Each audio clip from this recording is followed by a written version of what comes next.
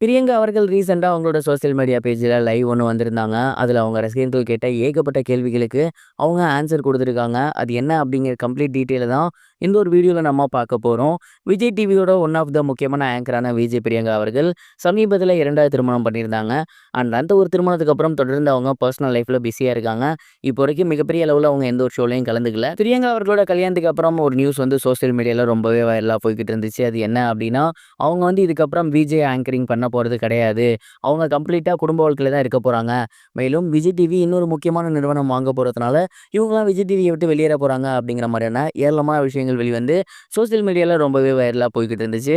இத பார்த்துட்டு விஜய் பிரியங்காவோட ஃபேன்ஸ் எல்லாருமே அவங்கள டேக் பண்ணியிருந்தாங்க, மெசேஜ் பண்ணியிருந்தாங்க, கமெண்ட்ஸ்ல என்னாச்சுன்னு கேட்டிருந்தாங்க. இந்த ஒரு விஷயம் ரொம்பவே வைரலா போய்க்கிட்டு இருந்துச்சு.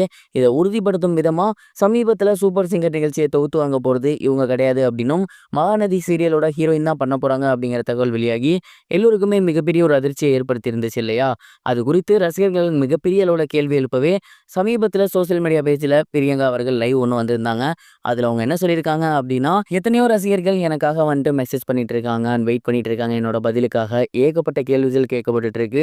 அது எதுக்குமே என்னால அஃபிஷியலா பதில் சொல்ல முடியாது. இப்போ வரைக்கும் எந்த ஒரு விஷயத்தையும் என்னால சொல்ல முடியாத சிச்சுவேஷன்ல தான் இருக்கேன். கூடிய சீக்கிரமே இதற்கான அஃபிஷியல் அனௌன்ஸ்மென்ட் எல்லாத்தையுமே நான் பக்காவா தந்துடுறேன். அது வரைக்கும் நீங்க எல்லாருமே வெயிட் பண்ணி தான் ஆகணும். எவ்வளோ பேரு இந்த விஷயத்தெல்லாம் தாண்டி என்னோட மேரேஜுக்கு வாழ்த்துக்கள் சொல்லியிருந்தீங்க. நெறைய பேர் வந்துட்டு நெறைய கிஃப்ட்லாம் சென்ட் பண்ணியிருந்தீங்க. உங்களோட அன்புக்கு என்னைக்குமே நான் அடிமை. எப்போதும் உங்கள இதே மாரி சந்தோஷப்படுத்திட்டே இருக்கணும் அப்படிங்கிறது தான் என்னோட ஆசை. உங்க எல்லோருக்குமே மிகப்பெரிய ஒரு நன்றி. கண்டிப்பா உங்களுக்கெல்லாம் திருப்பி நான் என்ன பண்ண போறேன் அப்படிங்கிறது தெரியல.